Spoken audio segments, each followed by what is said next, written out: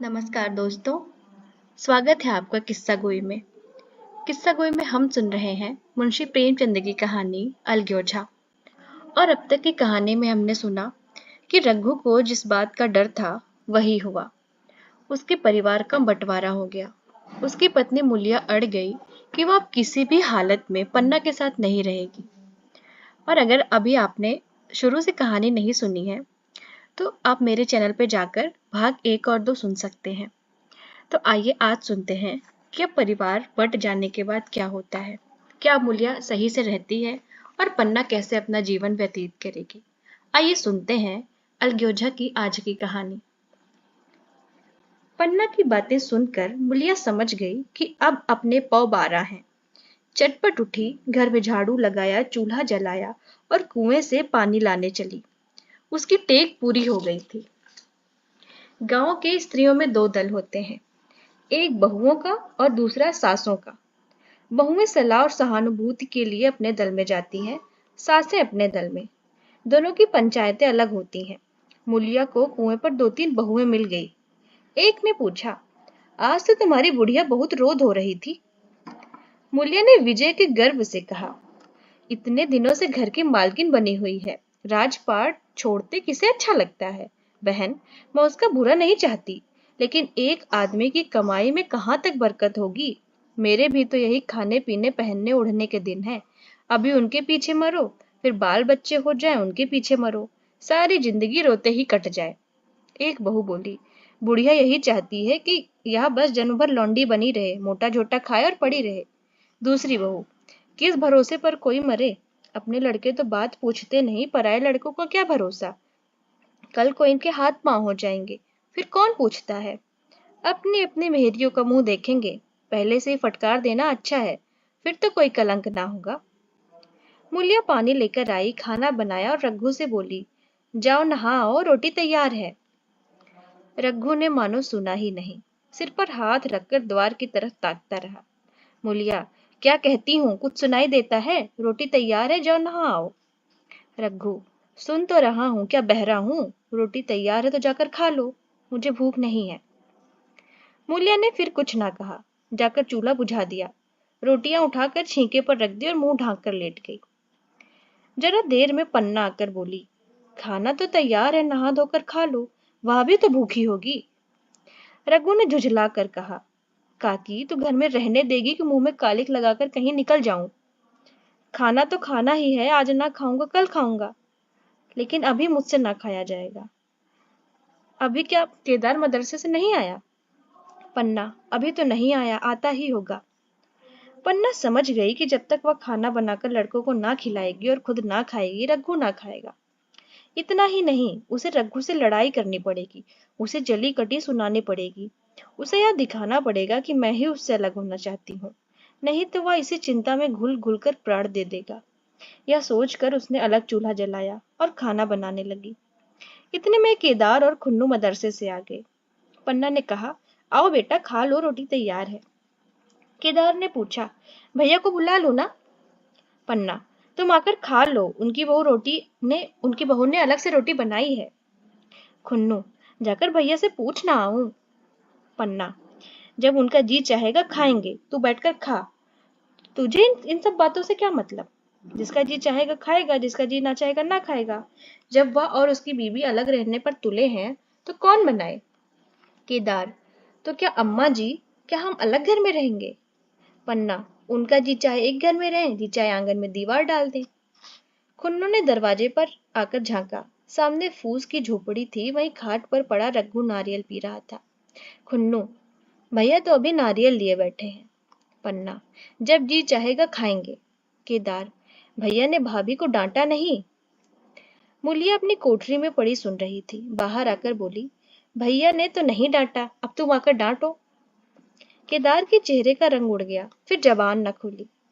तीनों लड़कों ने खाना खाया और बाहर निकले। लू चलने लगी थी। आम के बाग में गांव के लड़की लड़कियां हवा से गिरे हुए आम चुन रहे थे।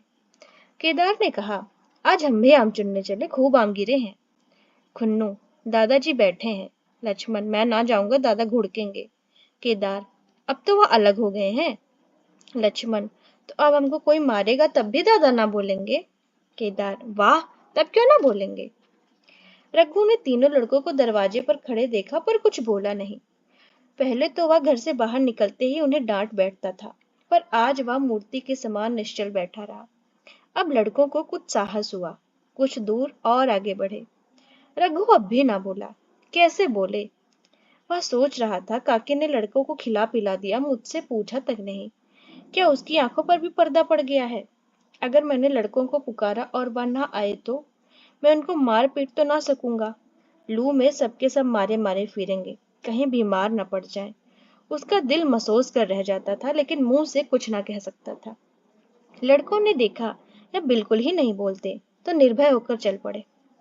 सहसा मुलिया ने आकर कहा, अब तो उठोगे कि अब भी नहीं? जिनके नाम पर फाका कर रहे हो, उन्होंने मजे से लड़कों को खिलाया और अपने आप भी खाया। अब आराम से सो रही हैं। मोर पिया मोरी बात न पूछे, पूछे मोर सुहागिन गाँव, पूछे मोर सुहागिन नाव। एक बार भी तो मुंह से ना फटा कि भैया खा लो। रघु को इस समय मर्मांतक पीड़ा हो रही थी। मूल्य के इन कठोर शब्दों ने घाव पर नमक छिड़क दिया। दुखित नेत्रों से देखकर बोला, तेरी जो मर्जी थी वही तो हुआ, अब जा ढोल बजा। मुलिया, नहीं, तुम्हारे लिए थाली परोसे बैठी हूँ। रघु, मुझे चिढ़ा मत, तेरे पीछे मैं भी बदनाम हो रहा हूँ। जब तू किसी की होकर नहीं रहना चाहती तो दूसरों को क्या गरज है जो तेरी खुशामद करे? जाकर काकी से पूछ, लड़के आम चुनने गए हैं, उन्हें पकड़ लाऊं? बुलिया अंगूठा दिखाकर बोली, यह जाता है। तुम्हें 100 बार हो तो जाकर पूछो, तुम्हें इतनी गरज हो तो जाकर पूछो। इतने में पन्ना भी भीतर से निकल आई। रघु ने पूछा, लड़के बगीचे में चले गए हैं काकी, लू चल रही है। पन्ना, अब उनका कौन पुछत्तर है? बगीचे में जाएं, पेड़ पर चढ़े, पानी में डूबे, मैं अकेली क्या क्या करूं? रघु, जाकर पकड़ लाऊं? पन्ना, जब तुम्हें अपने मन से नहीं जाना है तो फिर मैं क्यों जाने को कहूँ? तुम्हें रोकना होता तो तुम रोक ना देते, तुम्हारे सामने ही तो गए होंगे। पन्ना की बात पूरी ना हुई थी कि रघु ने नारियल कोने में रख दिया और बाग की तरफ चला। रघु लड़कों को बाग से लेकर लौटा तो देखा मुलिया अभी तक झोपड़े में खड़ी है। बोला, तू जाकर क्यों नहीं खा लेती? मुझे तो इस बेला भूख नहीं है। मुलिया ऐंठ कर बोली, हाँ भूख क्यों लगेगी? भाइयों ने खाया हुआ तुम्हारे पेट में तो पहुंच ही गया होगा। रघु ने दांत पीस कर कहा, मुझे जला मत मुलिया, नहीं तो अच्छा ना होगा। खाना कहीं भागा नहीं जाता, एक बेला ना खाऊंगा तो मर ना जाऊंगा। क्या तू समझती है घर में आज कोई छोटी बात हो गई है? तूने घर में चूल्हा नहीं जलाया, मेरे कलेजे में आग लगाई है। मुझे घमंड था कि और चाहे कुछ हो जाए, पर मेरे घर में फूट का रोग ना आवे पावेगा। पर तूने मेरा घमंड चूर कर दिया। परालब्ध की बात है। मुलिया तिनक कर बोली, सारा मोह छो तुम ही को है कि और किसी को भी है? मैं तो किसी को तुम्हारी तरह बिसूरते नहीं देख रही हूँ। रघु ने ठंडी सांस खींचकर कहा, मुलिया, घाव पर नोन ना छिड़क, तेरे ही कारण मेरी पीठ में धूल लगी है। मुझे इस गृहस्थी का मोह ना होगा तो किसे होगा? मैंने ही तो इसे मर मर कर जोड़ा है। जिनको गोद में खिलाया वही मेरे पट्टीदार होंगे। जिन बच्चों को मैं डांटता था उन्हें आज कड़ी आंखों से देख भी नहीं सकता। मैं उनके भले के लिए भी कोई बात करूं तो दुनिया यही कहेगी कि आपने भाइयों को लूटे लेता है। जा, मुझे छोड़ दे, भी मुझसे कुछ ना खाया जाएगा। मुलिया, मैं कसम रखा दूंगी, नहीं चुपके से चल चलो। रघु, देख अब भी कुछ बिगड़ा नहीं है, अपनी हट छोड़ दे। मुलिया, हमारा लहू ही पिए जो खाने ना उठे। रघु ने कान पर हाथ रखकर कहा, यह तूने क्या किया मुलिया? मैं तो उठ ही रहा था, चल खा लूं। नहाने धोने कौन जाए, लेकिन इतना कह देता हूँ कि चाहे 4 की जगह 6 रोटियां खाऊं, चाहे तो मुझे घी के मटके में ही डुबो दे, पर यह दाग मेरे दिल से ना मिटेगा। मुलिया, दाग साग सब मिट जाएगा, पहले सबको ऐसा ही लगता है। देखते नहीं हो उधर कैसे चैन की बंसी बज रही है? वह तो मना ही रही थी कि किसी तरह यह सब अलग हो जाए। अब पहले किसी चांदी तो रही नहीं, अब जो घर में आए सब गायब। अब क्यों हमारे साथ रहने लगी? रघु ने आहत स्वर में कहा, इसी बात का तो गम मुझे भी है। काकी से ऐसी आशा न थी। रघु खाने बैठा तो कर विष के समान लगता था। जान पड़ता था रोटियां भूसी की हैं, दाल पानी सी लगती थी। पानी भी कंठ से नीचे ना उतरता था। दूध की तरफ देखा तक नहीं। 2-4 ग्रास खाकर उठ गया जैसे किसी प्रियजन के श्राद्ध का भोजन हो। रात का भोजन भी उसने इसी तरह किया। भोजन क्या किया, कसम पूरी की। रात भर उसका चित्त उदिग्न ही रहा। एक अज्ञात शंका उसके मन पर छाई हुई थी, जैसे भोला महतो द्वार पर बैठा रो रहा हो। वह कई बार चौंक कर उठा, ऐसा जान पड़ा भोला उसकी ओर तिरस्कार की आंखों से देख रहा है। वह दोनों जून का भोजन करता था, पर जैसे शत्रु के घर। भोला की शोकमग्न मूर्ति आंखों से ना उतरती थी। रात को भी नींद ना आती थी। वह गांव में निकलता तो इस तरह मुंह चुराए, सिर झुकाए, मानो गो हत्या की हो। तो दोस्तों, आज यहीं तक। अगले भाग में हम देखेंगे कि अब पन्ना की जिंदगी कैसे गुजरती है और रघु इतना दुखी है, वह अपने आप को कैसे संभालता है, कैसे अपनी गृहस्थी चलाता है। क्या वह मूल्य को समझा पाएगा कि वह फिर से एक हो जाए?